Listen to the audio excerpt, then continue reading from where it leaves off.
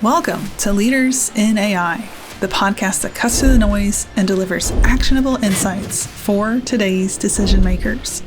No hype, no jargon, just clear, strategic guidance from industry leaders in AI. Whether you're a seasoned executive or an emerging leader, join us as we explore the tools, strategies, and best practices that will transform businesses today and tomorrow. I'm your host, Julie McCoy. My co-host is Dave Shapiro, and you're listening to Leaders in AI. I think, we're living in what is the greatest age that's actually ever existed, which is insane. So now it's time to really integrate AI with society. That's the next big phase. Silicon Valley is well known for over-promising and under-delivering. It's not going to be about getting us famous. It's going to be about actually creating the right information. Our goal is impact. Now it's really time for the rubber to meet the road. We're going to bring you things that cut through the clutter, that show you the practical application of how to take AI, put it in your businesses, and run at the speed of light. Hello, welcome to our podcast. Dave, this is the first episode of Leaders in AI. Glad to be here. So excited to be here with you and bring this to our audiences. I think we're probably going to have a growing amount of new people find this show, but also people that already know us. So you may know Dave and I for this AGI, almost pie in the sky idea that we have been talking on for a while. And while we're still going to attach the post-labor society, what's coming, how important meaning is, how to find that. This show is all about the practical application from the people at the forefront. So we're going to bring you things that cut through the clutter, that show you the practical application of how to take AI, put it in your businesses, and run at the speed of light, because we're looking at incredible opportunity. And I think, we're living in what is the greatest age that's actually ever existed, which is insane. So Leaders in AI is all about giving you a path to follow to actually blaze your own path in AI and adapt in a healthy way that really benefits your company, your workplace, your industry, wherever you're at. Dave, anything to add to that? No, you pretty much covered the whole range, which is as we were brainstorming this podcast, because we know that we've wanted to work together for a while. And then I think it was just a day or two ago, it was just like, it just struck like lightning, like Leaders in AI. That's really where we want to position ourselves and where we have been. What we're going to tell you a little bit more in this episode is our background, how we got to where we are, what we're working on, and what we intend to do, as well as providing, of course, value to people listening. Yes, 100%. Well, Dave is one of the working on and what we say first, but actually you're the only person I could find whenever I was going through my own journey of, okay, I think that we're going to go from GPT to this transformative era of AI, automation, robotics, everything. We're going to replicate human reasoning and behavior. Like, what the heck? So I was YouTubing like the future of this, and I couldn't find anyone speaking to it from a technical expert perspective other than expert perspective, like blew past 150 subs. And you're really one of the only voices that I found. And I say back in the day, but it was really just like 10 months ago. It feels like 10 years. It's crazy. But you're speaking about, the nature of exponential growth and then tying that to what's actually happening, pulling in a lot of history, a lot of technical knowledge, and then speaking to all these things at a really deep level. I won't lie, Dave. Sometimes I listen to one video 3 times and I was like trying to find a 0.5 speed because I'm the creative person learning how to adapt to all this because I need to understand it to apply it. But it was really your voice that helped me so much across the last 10 months get clear on what it is that we're actually looking at, which is important to understand. So that's the reason why I think you're an ideal co-host for the show, Leaders in AI. And something that you and I both want to do is get our hands dirty, actually helping people adapt that are leading in their industries, leading businesses, leading marketing decisions. Like, we want to find those people and actually help them. And that's going to be a consulting company that I'm starting with, and that will be called, Dave, remind me of the name. Oh my gosh, why did it just leave my brain? So the company we'll be building is First Movers in AI, or just First Movers. There you go. I had forerunners in my mind, and I knew that was not right. Anyway, like Dave said, like this has been a absolute, like just lightning and light bulbs, which feels like a storm sometimes, but a very good storm. You can come out of something like that with so many aha moments. So firstmovers.ai is going to be where we actually help people do the actual thing of adapting and looking at their processes.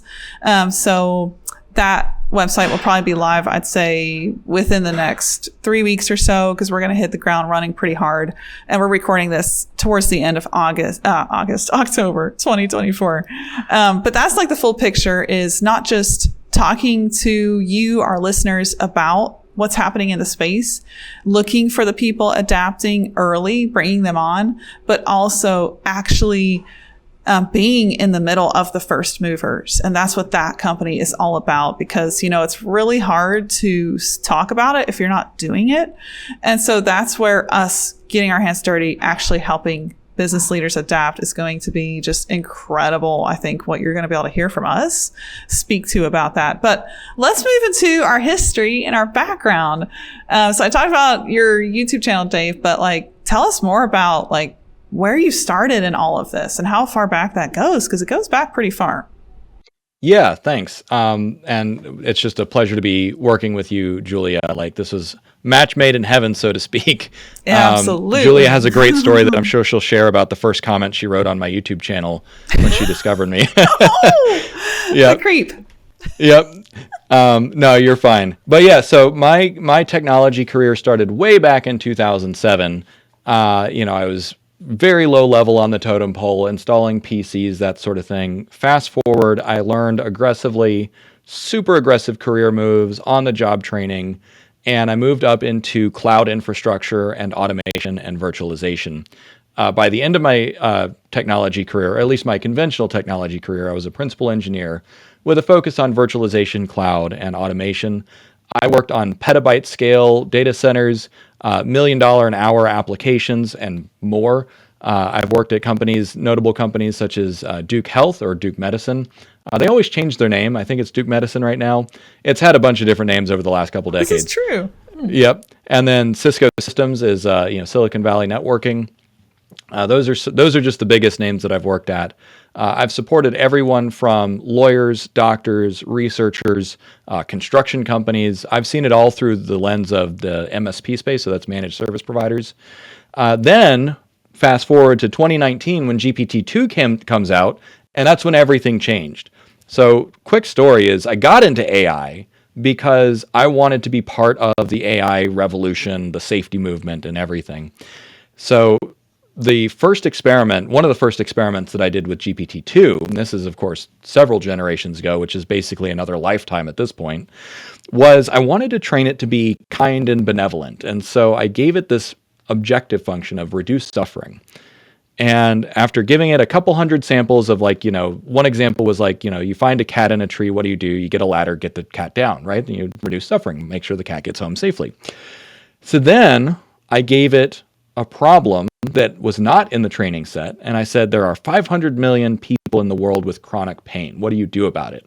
And GPT-2 said, you should euthanize everyone with chronic pain to reduce suffering in the world. And I said, that's not exactly what I meant. Wow. And so I realized then that the AI safety movement was going to be a little bit harder to solve than just in an afternoon. Fast forward 5 years, and that's what my channel was built on. My original channel was those experiments and teaching people how to use GPT-3, now GPT-4, and so on and so forth. And then I switched to more commentating on where are we going with all of this? And that's where, I talk about AGI, the impacts on the economy, the impacts on society. But what this represents for me is almost a back to basics or back to my roots, because having been embedded in the AI safety space, I know that the direction it's going is good. So now it's time to really integrate AI with society. That's the next big phase, is how, not just in theory, how do you make AI safe or useful or do little toy experiments, but now it's really time for the rubber to meet the road. And that's why when Julia reached out to me and said, hey, I want to do something. And so we've been talking pretty much every day, multiple times a day for the last couple of weeks, trying to figure out where are we going with this? So Julia, I'll hand it back to you. So you've got this long history of being an entrepreneur, almost, well, I don't want to say addicted, but you're very competitive. You said you're what, Enneagram type 8, the challenger? You love a good challenge? Yep. Exactly. Yep. I wake up and I'm like, what's going to be the challenge I solve today? And people call me crazy. Anyway, so yeah, my journey started in 2011 when I decided to drop out of college and be a freelance writer. And boy, does that feel like centuries ago. You know, I started at like $5 an article, just learning as I went, and started a business. 3 months of that journey, when I started Googling how to make money writing, 3 months later, I had a business. And I was just like, let's see how this goes. And I stuck at it for 10 years, actually grew that thing to over 5 million and 100 writers.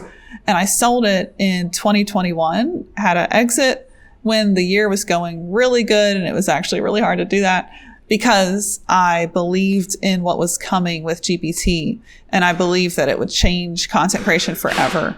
And it would potentially completely dismantle human creation. But I was very skeptical, even though like that was my gut intuition. And I had mentors like Joe Polizzi, who's known as the godfather of content marketing, which is now the $600 billion industry. And he was like, in the 2020s, Julia, most of content's going to be automated. And I was like, you know, Joe, you're really smart, but I just don't believe that. Give me a break. I valued writing so highly. And I was like, robots can't touch my skills. But in 2022, I kind of just sat on the space, consulted, watched what was going to happen with GPT as it progressed.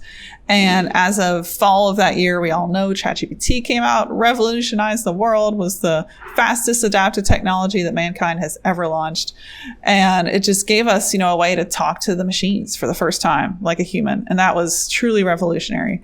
But the misnomer when ChatGPT came out was, oh, I can just tell it to write an SEO blog post and instantly get publish ready content. And I was like, whoa, hold on, guys, hold on. Like there's 40 steps that go into that process.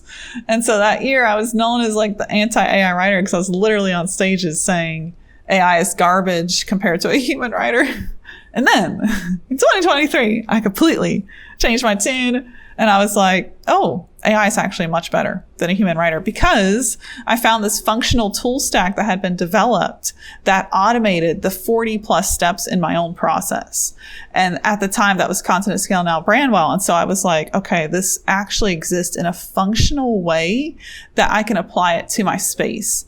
And so I came out swinging. I told everyone that followed me, I sent it to my email list. I'm like, okay, guys, I'm no longer selling a high ticket over 10K content service. I'm going to tell you to go use this $249 a month subscription, and it's going to be a machine writing your content. And so people like went crazy. That was when that email went out, that was the most engagement I've ever had on an email, literally hundreds of replies.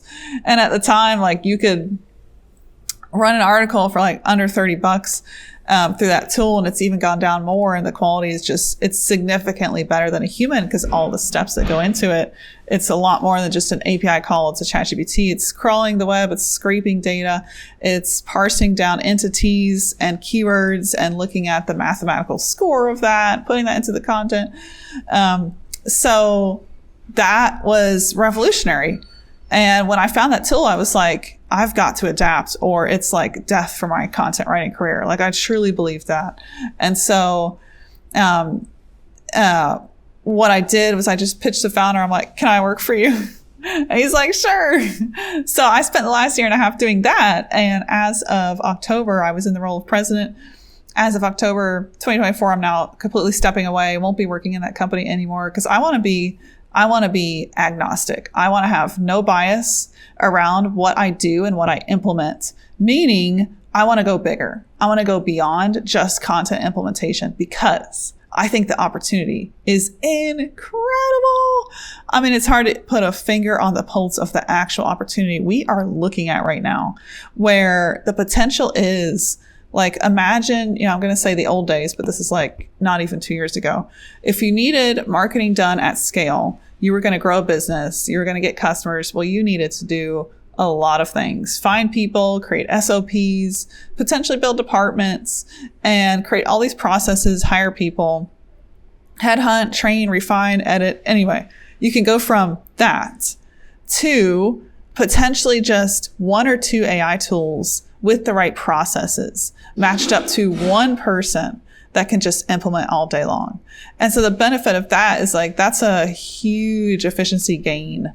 And so something I'm really excited to do, at First Movers with you, Dave, is to look at actual use cases and get our hands dirty and see how we can help people, businesses, leaders, in ed tech, in marketing, how we can help them actually do this, where we can go into their processes, especially marketing, and see what we can do for their efficiency gains. I mean, it's going to be incredible once you apply this in the right way. And that's where I think there's a gap, because we have this technology, we have these machines at an all-time capability high. I mean, this week, Claude launched computer use, like what's going to launch tomorrow.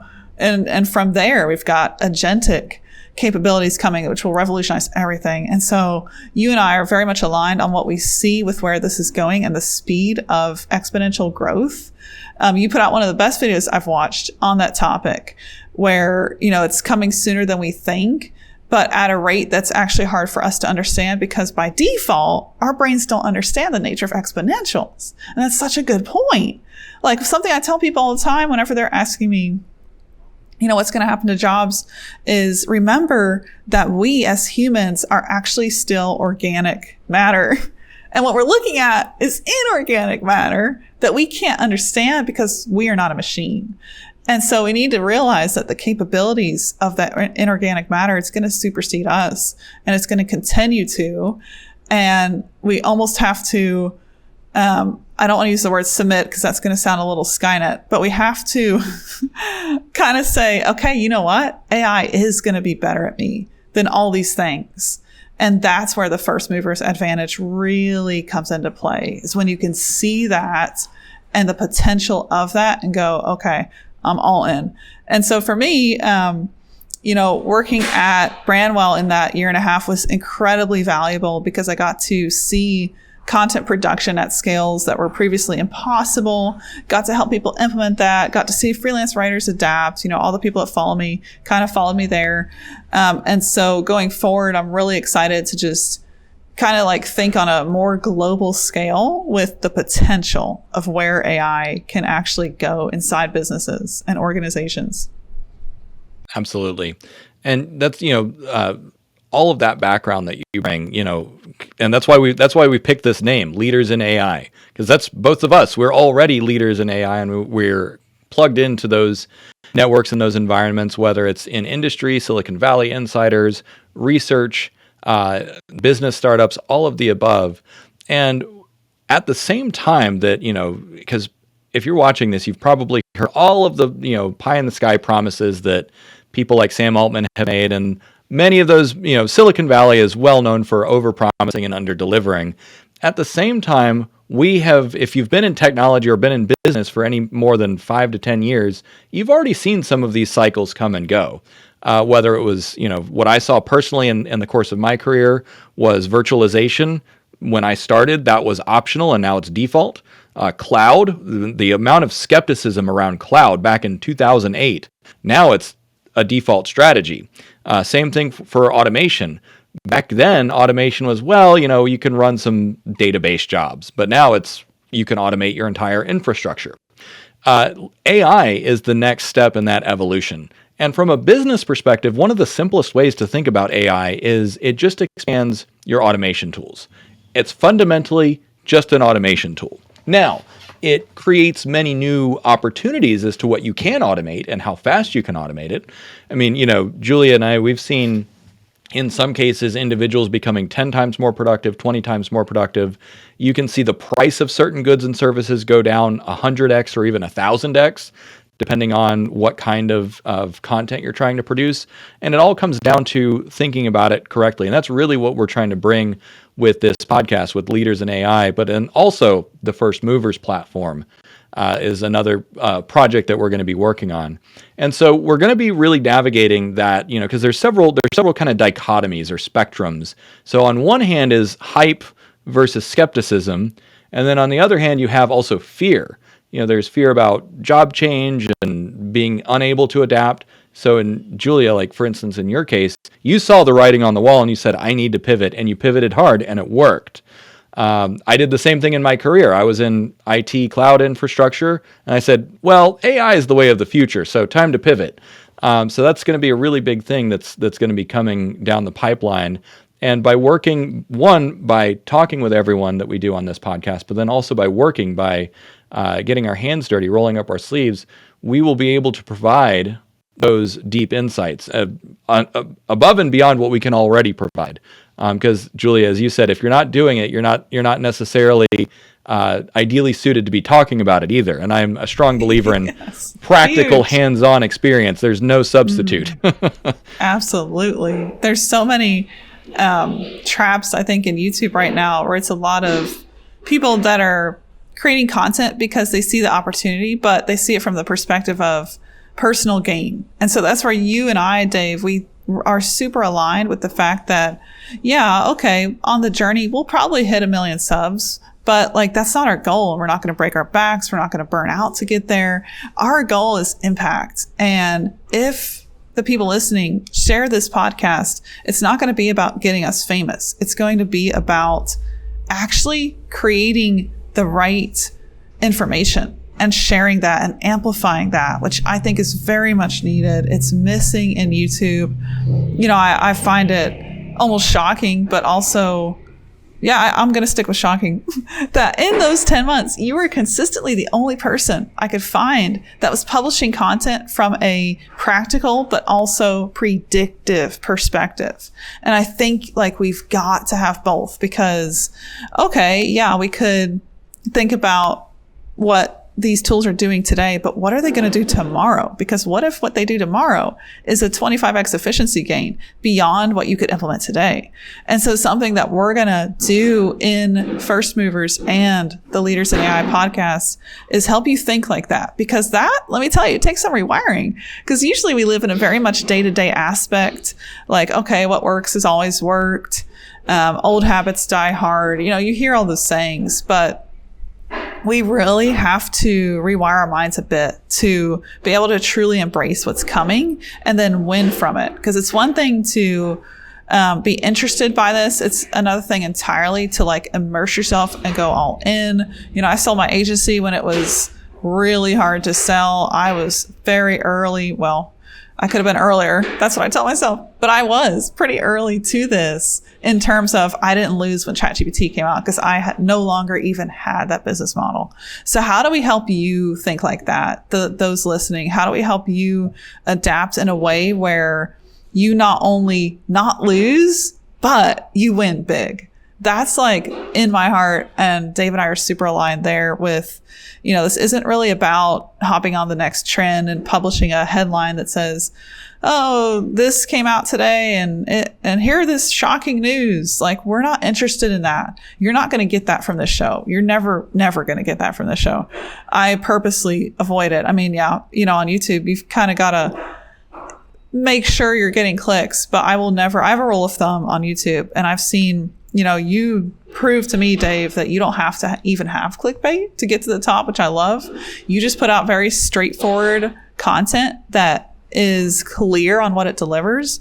And so for me, I have a rule of thumb. I'll use my custom GPTs I've created to help me write better headlines, but I never promise something I don't deliver in that video. And I think a lot of videos out there promise something, they don't really deliver it, or the person delivering it is just regurgitating a news headline, and that is no value. So if you have a unique perspective, please keep creating content. I don't want to discourage anyone there. If you have a unique perspective, if it's in your heart to share, we absolutely need more voices speaking about this. And then to the clickbait out there, I think we just need to, it's up to us, not just Dave and I, but you listening, to share shows like this with the people and say, hey, I found something that we can actually use that gives us real information. So that's the goal. And I'll give a shout out to a couple shows I like are the All In podcast, and then Peter Diamandis' Abundance, which I learned about through Dave, actually, the book Abundance, and then his show Moonshots. By far one of the best voices I've found, kind of speaking about what's coming and the nature of it. Anything else to add to that, Dave? No, you covered kind of the whole ethos, and it really comes down to value. Like, that was my entire philosophy, was add as much value as possible, because the more value I add, the better everything is for everyone. And I learned that in my career, very early on in my career, which is I compulsively taught everyone around me, because the way that I figured is the more competent my team was, the better everything operated. And that means that there are fewer fires and things happen in a better cadence. Fewer disasters, less headaches, less heartburn, and that just makes life better for everyone. That is the ethos that I bring to everything that I do, which is just, again, add as much value as possible. And that is our goal here, both on the podcast and with First Movers. So stay tuned and see where we go with all this. Yes, can't wait to share more with you. I think there's a lot of power in uniting forces. Because something I referenced earlier was, we're never going to be the type of creators that just pound the pavement to hit 1 million as fast as possible. I've definitely written down my goal is 1 million, but I don't really have a date on it, because to me, the value and what we create is infinitely more important.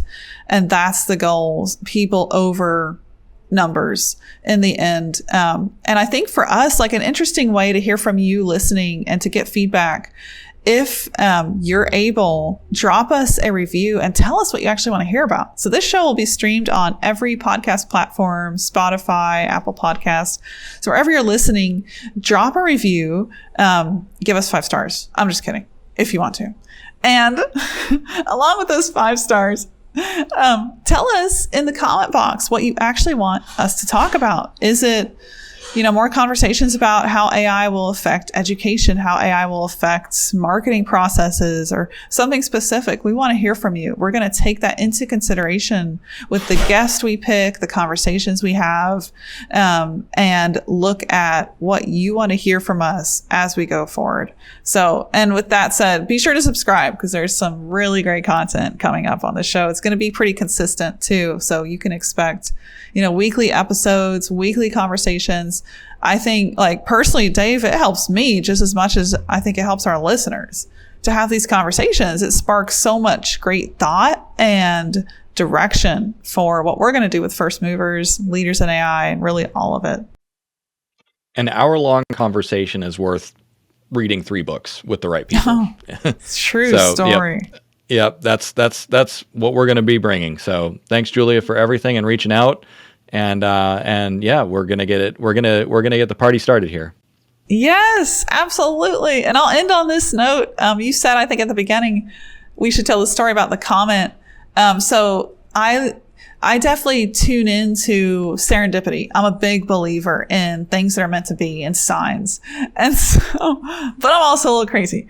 And I think the universe rewards crazy, because those are the people that speak up, and they're often heard by the universe. So anyway, I want to say it was when I first found Dave. This was probably 10 months ago. I was watching a video you put out, and I was like, the wealth of knowledge I'm listening to right now is, I can't even compare. Like, I couldn't tell you the last person I listened to that spoke with that level of knowledge. So it was like a 1 out of 1. Like, it was there, nobody existed. And so I was sitting there listening going, oh my gosh. And the next thought that came to my mind was, I'm going to leave a comment and tell Dave, can I please write a book with you? So I did. And keep in mind, I was like under 10K subs. This is very early in my journey in AI. And it's funny. I left that comment and I was like, oh my gosh, I got to write a book. I've got to and how I see books are vehicles that you get to the masses that convey value.